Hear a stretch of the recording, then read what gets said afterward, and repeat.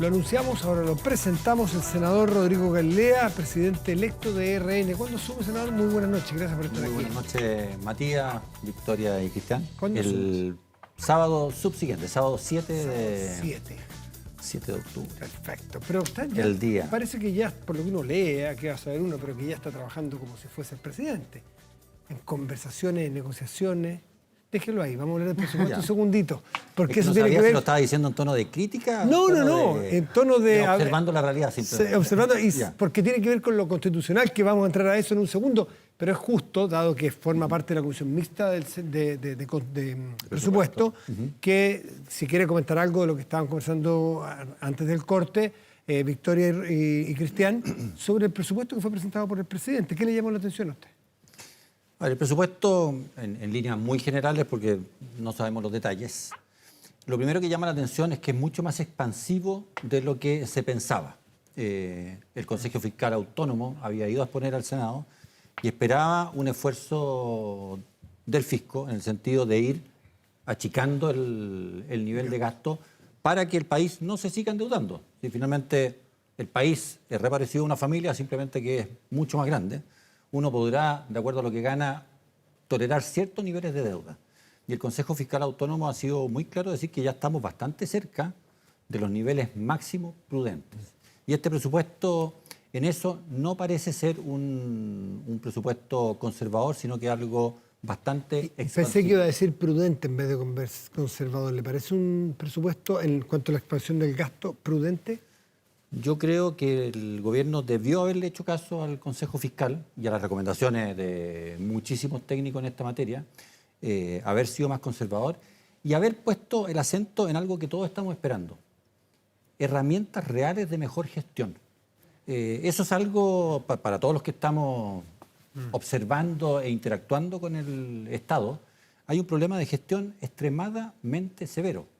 Cuando uno ve la ejecución, decía, por ejemplo, el presupuesto, vamos a invertir tanto, creo que era 1 billón de pesos en salud. Pero hoy día mismo, en los diarios decía, 9 obras de hospitales amenazan con simplemente abandonar los contratos porque no les pagan. Bueno, entonces, entre el discurso y la realidad, pareciera estar habiendo un trecho bastante grande. Y así, suma y sigue. El tema de gestión de los recursos es una tarea gigante. Los gobiernos regionales, parte de todo este escándalo de los convenios, si uno empieza a observar, una inmensa cantidad de gobiernos regionales se gastaron cerca del 40% del presupuesto el último mes del año. Y eso no es planificación, eso es exactamente lo contrario. Es no planificación, es algo que no estaba caminando bien y finalmente se empieza a entregar plata un poco a la ligera. Oye, Rodrigo, ¿te puedo preguntar algo? Y donde yo quiero también poner mucha atención es que se acaben los malos incentivos para transferir dineros sin control. ¿Cuáles se refiere? ¿A qué incentivo en particular? Todo lo que ha pasado con los convenios que estamos viendo, ¿por qué ocurre? Por una cuestión que es bastante técnica y difícil de explicar en televisión. Pero en el fondo, cuando el gobierno regional todavía no ha invertido o gastado bien la plata, ¿qué es lo que hacen? Encuentran una institución privada, una fundación, en fin, y llegan y le dicen, toma, y le entregan muchos recursos. Cientos de millones. Cientos y en algunos casos miles de millones de pesos. ¿Y por qué lo hacen? Porque se les permite al gobierno regional poner en el balance como gastado o invertido. Entonces los gobernadores regionales dicen, ¿viste? Yo cumplí, invertí, ejecuté toda la plata. Pero la verdad es que no ejecutó nada, simplemente hizo una transferencia. Eso, curiosamente, es una regla distinta para el sector privado que para el sector público. Cuando le transfieren esa misma plata a la municipalidad o a Cercotec, o sea, de la gobernación a una institución, pública, eso no lo puede llevar a gasto inmediatamente, no lo puede declarar ejecutado. Tiene que ir a medida que se va rindiendo los recursos. Se tienen que ir rindiendo. Lo mismo cuando le pasa al Ministerio, a la Dirección de Arquitectura, una obra, se tiene que ir rindiendo y en la medida que se rinde correctamente, se va llevando a ejecución. En cambio, en el mundo privado, simplemente, o a las transferencias privadas, esto se abrió de manera absolutamente insensata y por lo tanto transfiere y por el hecho de hacer el cheque, ejecutado. Perfecto. Y peor aún, antes, yo fui intendente hace más años de los que me gusta reconocer, pero antiguamente las razones por las cuales tú podías contratar programas con privados eran súper específicas, para ciertas cosas. Ahora quedó una cosa completamente abierta y por lo tanto empezaron a aparecer todos estos programas bastante absurdos de nulo impacto real para el país y solamente transferían plata. Voy a hacerle la competencia aquí a Matías en las preguntas.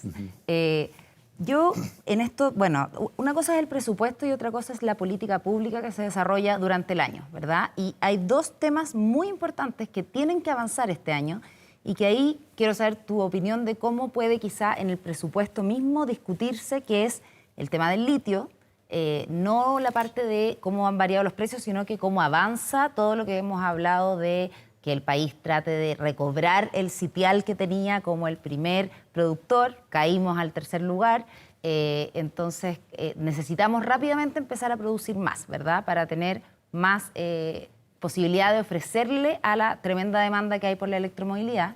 Y el otro tema, que también es uno que nos podría llevar a un desarrollo mucho más esperado, que es el hidrógeno verde. Pero ambos temas van mucho más por el lado de regulación, de política pública, de incentivos, de inversiones, ¿verdad? De desarrollo público-privado. ¿Cómo se puede, ustedes en su trabajo legislativo, en el Congreso, mientras tanto están discutiendo el presupuesto, apalancar estas dos vías de crecimiento que son muy, muy importantes que se desarrollen en el 2023, el 2024, porque si no ahí ya se nos va a haber pasado el tren, como se dice en estos dos temas? A ver, en el tema litio, que creo que es más sencillo de explicar, yo creo que si había una manera difícil de hacer las cosas, Chile está escogiendo, el gobierno está escogiendo esa manera complicada de hacer las cosas. Para que todos los televidentes que nos están escuchando entiendan bien esto. El litio tiene todas estas complejidades porque está declarado como un mineral muy estratégico y especial. Y la razón por la que eso ocurrió es bastante antigua, es del año 79, pero es porque se pensaba en esa época, y Estados Unidos presionó mucho en este sentido, de que las bombas de destrucción masiva, las bombas nucleares, por así decir, se iban a hacer y se iban a construir en base al litio. Bueno, esto finalmente no ocurrió así, porque el litio resultó ser finalmente demasiado complejo, le explotaban las bombas en las manos, así que se abandonó y el litio dejó de ser un mineral que se iba a usar para construcción de bombas.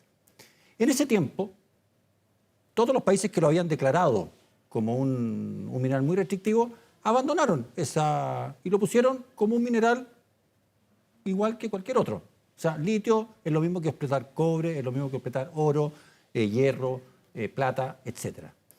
Chile, en cambio, sabiendo que esa es la situación internacional, sigue aferrado a un modelo que simplemente no existe. Entonces, en vez de hacer, yo se lo he pedido, de hecho estamos viendo de presentar proyectos que cambien la categoría del litio, en vez de tratarlo como un mineral normal, por así decirlo, ocupar los mecanismos que conocemos de concesiones para explotar cualquier mineral, concesiones de explotación, optamos por un camino completamente diverso y todavía inexistente, como es empezar a crear la empresa pública, que solo a través de Codelco y Enami, que hay un consejo de no sé qué, que hay que... Bueno, al lado, en Argentina, creo que hay 5 o 6 proyectos que van caminando a toda máquina, y en muchas otras partes del mundo lo mismo. Entonces, más allá de que probablemente lleguemos un poco tarde, que el precio del litio ya se va normalizando, hemos escogido, creo yo, el camino más complejo. Nuevamente vamos a un tema de gestión, y que creo que es la gran falencia de este gobierno. En vez de buscar mecanismos sencillos y eficientes de hacer las cosas, se las arregla para buscar modos bastante complejos de intentar avanzar. Bueno, parece que evidentemente que hay dos maneras de entender el cómo enfrentar el desafío del litio, ¿eh? Porque no comparte la estrategia del gobierno, se entiende perfectamente por qué. Parece que lo del presupuesto tampoco va a ser tan fácil de llegar a acuerdo y va a ser más tensionado de lo que uno se imagina, porque claramente aquí hay un presupuesto más expansivo de lo que dice la posibilidad del crecimiento económico, por lo tanto hay ciertas luces de alerta, que además yo me imagino tienen que ver también con que el próximo año es un año electoral, y siempre la oposición en años electorales se pone más a la defensiva con los presupuestos. Pero frente a tanta a tanta tensión, la pregunta que tengo yo, y cambiando de tema, es: ¿la damos vuelta o no la damos vuelta esta tendencia al en contra que está teniendo el proyecto constitucional? Y en ese sentido, la pregunta también que queda dando bote es, bueno, ¿hay posibilidades en este caso de llegar a algún acuerdo para poder tener una constitución que efectivamente le haga sentido a una gran mayoría del país? A ver, en el tema constitucional, las encuestas, y tú lo sabes bien, Cristian. Por eso dije, ¿la damos vuelta o no la damos vuelta? Por eso. Porque hoy día el marcador es en contra. El marcador está por el minuto 75. Hay que ver muy bien las encuestas, y yo creo que todos los que lo han mirado con detalle saben ver esto.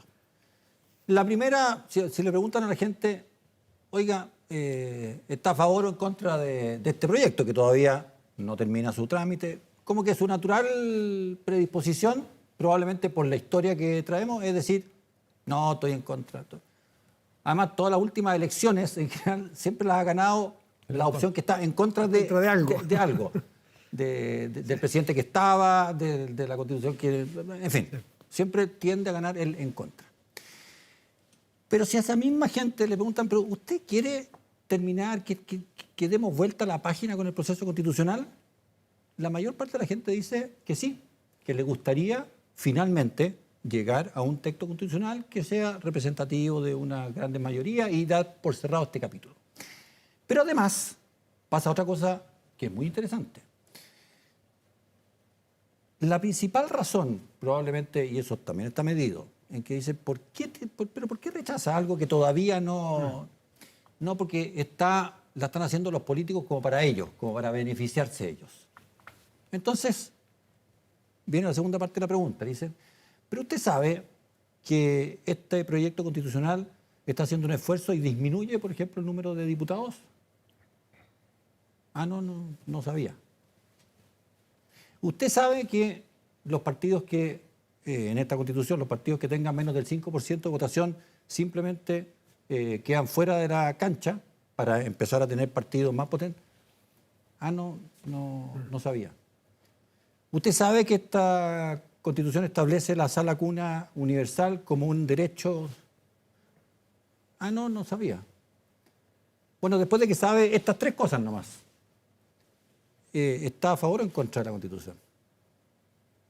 Y ahí ya se produce un empate. Entonces, para no hacer muy largo mi respuesta, lo que yo creo es que los partidos, todos los que suscribimos además todo este proceso, debemos hacer un genuino esfuerzo de buena fe por tener un texto de buenos contenidos que sea razonablemente transversal y hacer el esfuerzo de comunicarlo. Yo creo que si eso se cumple, la ciudadanía va a reaccionar bien. Uno nunca puede esperar que todo el mundo aplauda un texto constitucional, pero yo estoy seguro que este texto constitucional finalmente va a representar a amplios sectores ciudadanos. Yo creo que Amarillo, Demócrata, Renovación, la UDI y Republicanos van a estar empujando esto, y espero que partidos que están un poco más allá, como la Democracia Cristiana, el Partido Radical, el PPD, parte del PS, quizás el PS entero no se va a hacer. Sí, pero la Democracia Cristiana hoy dijo que como está, no es aprobable. Eso lo dijo el presidente de la DC. Entonces, vamos a suponer que está en el límite, ¿no es cierto? O sea, que está esperando políticamente que cambien algunas cosas para pasarse al límite de lo aprobable. Pero para eso, los que están al otro lado, los republicanos, también tienen que ceder algo. No, se dieron el rodeo, se dieron cosas bien periféricas hace un rato, ya no están.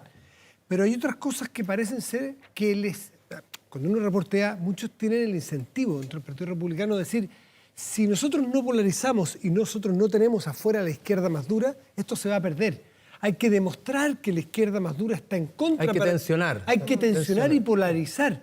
No sé usted, por eso uno lo reportea, sí, en off, te lo dicen, sí es verdad, tenemos que tensionar esto un poco más. Eso es un incentivo bien perverso, si es así, a que esto se encarajine más y que no se apruebe. A ver, siempre en estos procesos probablemente hay un equilibrio bien precario entre tensiones y transversalidad. ¿Por qué tiene que haber algo de tensión? Porque tú le tienes que mostrar a la ciudadanía por qué este texto constitucional bien vale la pena aprobarlo. Bien vale la pena aprobarlo. Pero a la vez, todos entienden de que la Constitución no puede ser de un partido, ni tampoco de dos, ni tampoco de tres. ¿Y eso lo Tiene entienden los republicanos en su juicio? lo están entienden. entendiendo? Yo me he juntado con los republicanos, me he juntado con su presidente, con Arturo Esquella, y tiene claro de que esto no es claramente ni puede ser la Constitución del Partido Republicano. Ya, lo Pero saben. así todo la mayoría de la gente que votó por republicanos votó porque no quería una nueva constitución. Entonces la tensión, a propósito de lo que tú decías, Claro. que tienen republicanos Pero- dentro de su propio partido, es muy grande, porque hay muchos de ellos que no quieren tener una nueva constitución. Entonces, ¿cómo se resuelve eso? Y yo tengo la impresión de que todavía republicanos, y ahí, a lo mejor tú tienes más información, no resuelve esa tensión entre estas dos almas, digamos la alma más doctrinaria, que no le importa tanto una nueva constitución, sino plasmar sus ideas y dejarlas claras dentro de la sociedad, y aquella alma más política que busca, bueno, si nosotros queremos o tenemos la aspiración de representar al país, de llegar a la presidencia de la República, tenemos que demostrar que somos capaces de conducir esto. Entonces yo creo que esa tensión todavía no se resuelve bien, más allá de que la expectativa es que se resuelva, y no sé en favor de quién se va a resolver dentro de republicanos. A ver, siempre, y quizás particularmente en un partido como el Partido Republicano, va a existir probablemente esa tensión. Yo no soy de ese partido, así que no vivo la interna. Pero sí me toca hablar con muchos de ellos que tienen total claridad de que esto no puede ser una constitución identitaria. Eso lo tienen absolutamente claro. Y si bien es verdad que ellos partieron como este proceso no me interesa, bueno, de repente se toparon con que les fue extraordinariamente bien en las elecciones. Y es como decir, bueno, yo no quería jugar este partido, pero de repente estoy en la cancha y estoy ganando 5-0. Te entusiasmaste con el partido. Porque además, al Partido Republicano, y creo que le pasaría a cualquier partido, si a ti te dan la oportunidad de hacer un trabajo muy bueno para el país y plasmar tu ayuda al país en algo tan importante como la Constitución, naturalmente que van a querer hacerlo bien. Por eso a mí me parece que hay una especie de deber moral de todos quienes suscribimos el pacto de que esto termine bien. Para el país me parece extremadamente importante de que termine Sí, senador, muy bien. dice usted, tienen claro que usted conversa con ellos y tienen claro que esto no puede ser un proyecto identitario, Así es. partisano. Ok, lo tienen claro. ¿Sí? Pero con lo que estamos viendo, con lo que se está aprobando, con el texto que está quedando, ¿a usted le parece que hay coherencia entre lo que ellos piensan y lo que hacen? ¿Usted siente, porque del oficialismo, o sea, de la centroizquierda, de la izquierda, sostienen que esto es partisano, de un solo partido. Identitario, todo lo contrario. ¿Qué es lo que siente el presidente de Renovación Nacional? ¿Que se les está pasando un poquitito la mano en lo identitario o que está equilibrado lo que ha hecho Republicanos hasta aquí? Mira, a mí me gusta intentar ser objetivo en las cosas. Hoy día creo que en algún medio venía el análisis ya fidedigno de lo que ha ocurrido. Más del 40% de lo aprobado Unánime. ha sido unánime. Sí. Hay otro porcentaje que, si bien no ha sido unánime, no ha tenido rechazos. Han sido abstenciones. Por ejemplo, ayer pasó una cosa importantísima. Se aprobaron normas que ojalá hubiéramos tenido hace muchos años de modernización del Estado. Esa es una contribución de este texto gigantesco, que probablemente es difícil que se perciba fácilmente. Pero es un gran avance para que el Estado de Chile se ponga a la altura de los años que estamos viviendo. En las comisiones se votaron unánimes. En el plenario se votó, o la izquierda decidió abstenerse como una señal de decir, oye, pero todos los discursos, si uno los escucha, eran todos completamente a favor de lo que se estaba votando, pero por razones políticas, que son otras razones, se abstienen. Entonces, tú empiezas a encontrar de que la gran mayoría de las normas están aprobadas o están validadas por la inmensa mayoría de ellos. Ya, pero hay unas zonas rojas. Hay algunas, para lado y lado. Hay algunas cosas que han causado problemas. Por ejemplo, el tema de lo que algunos calificaron de una regresión, que se ponía en riesgo el aborto en 3 causales, etc. Probablemente, después del fin de semana, los mismos que decían eso ya lo están repensando. Porque bastó que Carlos Peña, en el Mercurio, hiciera el análisis de lo que se había aprobado y dijera lo que se aprobó, y Carlos Peña no es una persona de derecha, dijo lo que aprobaron los partidos de derecha en esa materia. No, de acuerdo. La verdad, hay varios constitucionalistas de la misma universidad del rector Peña que están en contraposición con la TST. Y digamos que Carlos Peña es muy inteligente, pero no es un constitucionalista. Lo que quiero decir con no está zanjado, eso es lo que quiero plantear, y por lo menos, probablemente desde el punto de vista de la izquierda, esto no está zanjado y es muy difícil que se allanen a acercarse. Incluso más, yo creo que gente de demócratas, como Jimena Rincón, todavía está viendo esto como un riesgo de aprobar. Y por lo tanto, Gloria. No, como Jimena Rincón de demócrata. Es decir, si es que se quiere avanzar, digamos, hacia el centro en la búsqueda de consenso, creo que hay que transar ese tipo de cosas también. Pero si lo que quería decir es personas que son de izquierda o centro izquierda, no sé cómo se autodefine Carlos Peña, hace un análisis riguroso, es una persona preparada, inteligente y validada, y dice, esto no pone en riesgo bajo ningún caso el aborto en 3 causales, y por tanto los que son partidarios del aborto deben sentirse... Y al contrario, deja completamente cerrada la puerta al aborto libre. Bueno, quiere decir que mucho de la denuncia, esto que es un retroceso, la verdad es que no tenía mucho fundamento, o que era completamente discutible. Y por lo tanto, y al punto que quiero llegar, es que, vuelto el proceso a los expertos y después eventualmente a comisiones mixtas entre expertos y consejeros, es altamente probable de que si hay buena fe, y por eso insisto mucho en la buena fe, de que este proceso termine bien, van a encontrar el arreglo. Porque finalmente estamos topándonos en que, oye, ocupamos la palabra quién o ocupamos la palabra qué. Y la verdad es que nos vamos dando cuenta de que para la gran mayoría el significado es exactamente el mismo. Y así suma y sigue en el tema de contribuciones, que generó toda una polémica. Yo estoy seguro que puesto en la disyuntiva, muy probablemente el republicano diga, ya, está bien, ese tema... No, si se va a caer todo el proyecto por las contribuciones... No tiene ningún sentido. ¿No ha conversado o es lo que usted cree de republicanos? Yo creo, por señales que se dan, de que... El problema es que prometieron eso y eso es muy popular. Entonces, quitarlo ahora puede ser un problema también. Todo tiene su... tiene su quita y su... Vamos a hacer una pausa y vamos a volver, Victoria, con el senador Galilea. Seguimos hablando en el corte. Hay muchas dudas. Victoria Paz tenía la palabra.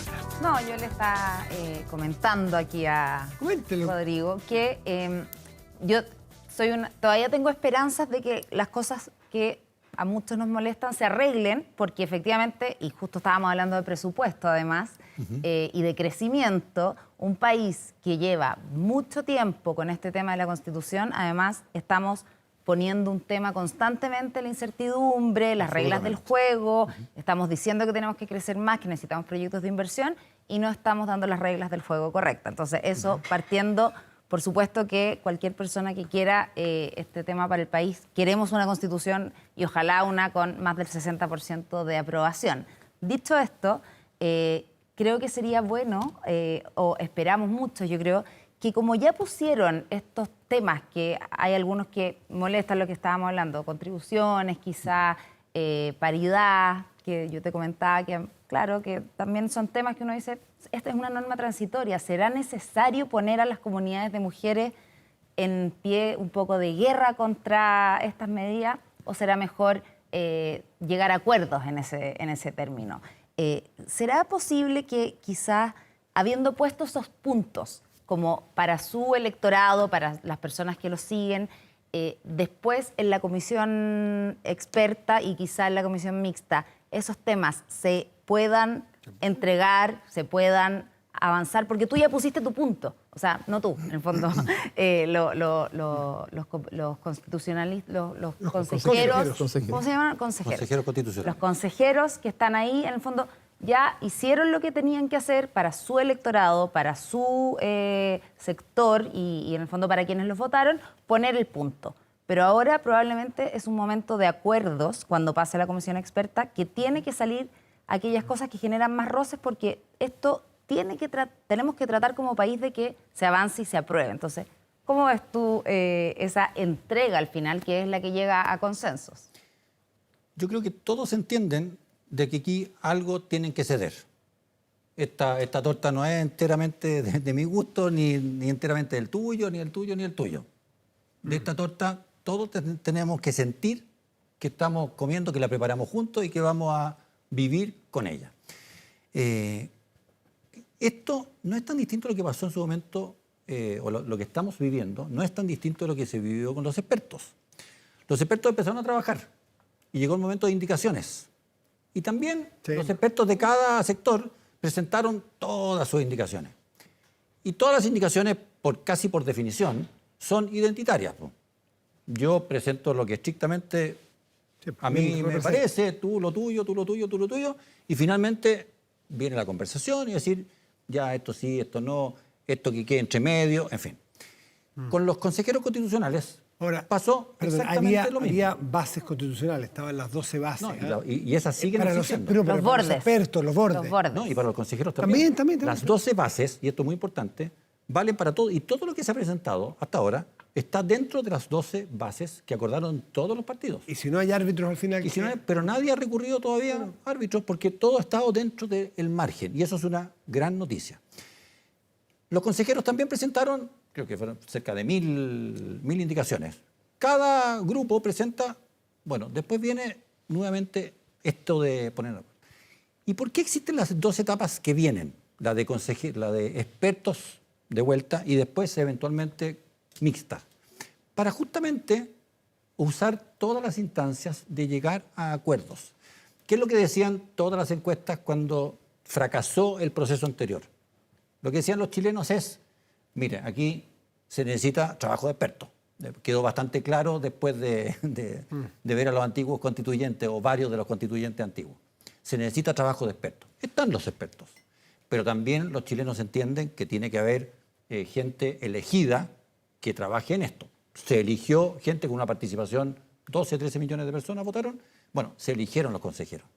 Ahora ellos tienen la obligación, para mi juicio, una obligación histórica de efectivamente concordar diferencias que yo creo que no son tan grandes. Vámonos al tema de paridad. Total unánime que tiene que ser paritario el acceso, ¿no es cierto? Es decir, para los que nos están escuchando, si se tienen que elegir 6 cargos de concejal, bueno, mujer, hombre, mujer, hombre, mujer, hombre. Perfecto. ¿Dónde se produce la discusión? Que es una discusión bastante pequeña a esta altura. Es decir, ya, ¿la paridad tiene que ser de salida también o se respeta el voto popular? Lo natural, y lo que dicen todas las encuestas, es que los chilenos dicen, bueno, todos fueron a la cancha, que gane el más mejor, el que sacó más votos. Punto. ¿Qué es lo que piden las organizaciones, o algunas organizaciones de mujeres? No todas. Dicen, oye, sí, está bien, pero hagamos que las próximas 2 elecciones... Es una norma transitoria. Norma transitoria, 2 elecciones haya paridad de salida. Y por tanto, miren lo cercano que estamos del acuerdo. Decir, oye, la paridad de salida la dejamos lo que elija la gente o damos una excepción de solo 2 elecciones. Entonces yo digo, ¿cómo no nos vamos a poner de acuerdo en eso? ¿Cuál es la línea roja de RN, Rodrigo Grelea? ¿O cuál es? No, nosotros no tenemos... De lo que está aprobado. Lo que pasa es que nosotros La participamos... libertad de elección en salud, en pensiones, por ejemplo, en educación, ¿es una línea roja? Lo que pasa es que más que líneas rojas, nosotros dejamos sentado en las 12 bases del proceso lo que nosotros entendíamos, todas las cosas que no pueden ser franqueadas. Y por eso es que, por ejemplo, en las 12 bases está la provisión mixta de servicios. ¿Qué significa eso? Que si vamos a hablar de educación, el Estado puede ofrecer educación, pero también puede haber oferta privada. En salud, el Estado, por supuesto que va a hacer, pero también puede haber oferta privada y así suma y sigue. Me parece que la izquierda no entiende claramente o Lo que pasa exactamente es lo mismo que si uno entendiendo. conversa con ellos, ellos dicen, no, si nosotros suscribimos esto y compartimos que tiene que haber provisión mixta de servicios. Y uno dice, bueno, pero entonces, ¿qué estáis discutiendo? ¿O por qué este alegato? Porque eso reniega de un Estado social de derecho, por ejemplo. ¿Por qué tanto alegato? Y muchas veces te dicen, no, es que escribieron demasiado. Entonces siente que como que bajaron Mucho detalle. a muchos detalles y le gustaría, no, mira, si hay menos detalles, nos quedamos O tranquilos. sea, también es posible llegar a acuerdo en eso. Yo estoy seguro de que si se mantiene la buena fe y que efectivamente los partidos que suscribieron este acuerdo hacen el genuino esfuerzo de terminar bien el proceso, Se va a terminar. vamos a terminar. Oye, y una última pregunta. Estamos muy larga, pero siempre... 4233, reforma de pensiones. ¿Cuánto está dispuesto Ya, a pero ceder eso no es RN? constitucional, pues. No, vos, pero está todo mezclado, vos. Ese es un tema extremadamente largo, pero mira, nosotros hemos hecho análisis de todo tipo. Y hasta ahora siempre esto nos muestra que la mejor alternativa no para el Estado, no para un gobierno en particular, Para mejorar pensiones. sino que para mejorar las pensiones de cada uno que se esfuerza por tener mejores pensiones, es que todo se vaya a las cuentas individuales y se invierta bien. ¿Cuál es la discusión acá? El gobierno quiere hacer una mejora no para todos, sino que para los actuales pensionados que tuvieron ciertos años de cotización, o sea, que tuvieron un buen comportamiento de cotización. Eso es lo que busca lograr el gobierno. Y nosotros podemos compartir también eso. Decimos, ¿sabes qué? Sí, es razonable mejorarle la pensión a los actuales jubilados que tuvieron un buen comportamiento previsional. Hasta ahí estamos de acuerdo. Entonces el gobierno dice, ya, te propongo que eso lo hagamos sacándole plata al sector activo actual. A ti, supongo que todos nosotros imponemos. Muy bien, ¿sabes que te vamos a cortar una alita para tirarlo para allá? Y eso es lo que nosotros decimos, ¿sabes? No me parece tan razonable. Porque mucha de la gente a la que le estarías cortando la alita con sus cotizaciones hoy día es gente vulnerable que va a tener también dificultades de tener una buena pensión el día de mañana. Entonces, ¿por qué no buscamos otro bolsillo? Los impuestos generales, hay otros que dicen subamos un puntito de IVA y que todo Chile colabore en mejorar la pensión. Entonces, la discusión finalmente es esa. ¿De qué bolsillo sacar la plata para mejorar en algo la pensión de los actuales jubilados? Nos pilló la hora. Senador Galilea, muchas gracias por estar aquí. Muy buenas noches. Matías, Cristiani. Cristian Valdivieso y Victoria Paz, a ambos. También muchas gracias por acompañarnos esta Gracias. noche. Nosotros nos despedimos hasta el domingo tempranito en Estado Nacional. Gracias.